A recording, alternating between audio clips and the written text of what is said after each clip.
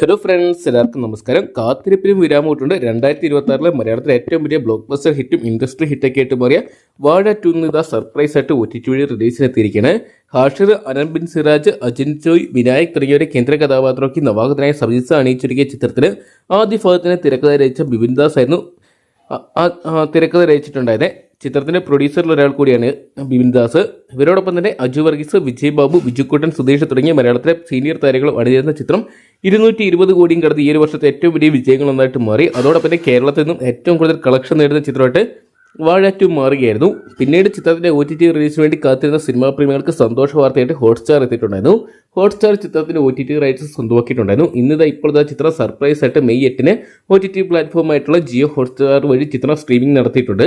മലയാളത്തിന് പുറമെ തമിഴ്, തെലുങ്ക്, ഹിന്ദി, കന്നഡ തുടങ്ങിയ 5ഓളം ഭാഷകളായിട്ട് നമുക്ക് ഇന്നു മുതൽ വാഴ 2 എന്ന് പറയുന്ന സിനിമ ഹോട്ട്സ്റ്റാർ വഴി കാണാൻ സാധിക്കുന്നതാണ്. അതോടൊപ്പം തന്നെ സിംപ്ലി സൗത്തിൽ സിനിമ ലഭ്യമാണ്.